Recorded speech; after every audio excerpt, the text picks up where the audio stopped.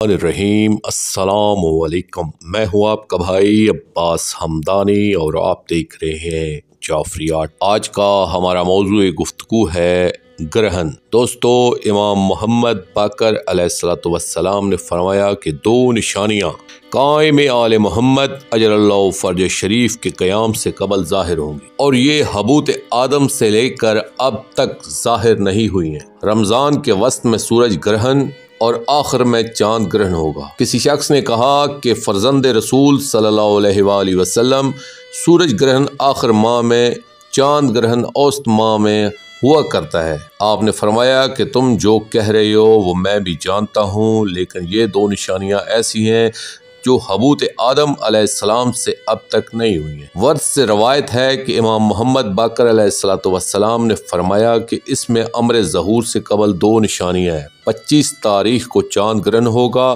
اور 15 تاریخ کو سورج گرہن ہوگا، اور یہ دو نشانیاں حبوط آدم علیہ السلام سے اب تک ظاہر نہیں ہوئی ہیں۔ اس وقت اہل نجوم کا حساب ساقط ہو جائے گا۔ دوستو، آخر میں شکریہ ادا کروں گا علامہ طالب جوہری صاحب کا۔ یہ مضمون میں نے ان کی کتاب علامات ظہور مہدی علیہ السلام سے پیش کیا، اور آخر میں اپنے پاک شہنشاہ کی بارگاہ میں التجا کریں گے، الجل یا ولی العالمین اجل اللہ تعالی فرجک و صلوات اللہ علیک یا ربا محمد وآل محمد صلی اللہ محمد وآل محمد وعجل فرج آل محمد صلی اللہ علیہ وآلہ وسلم۔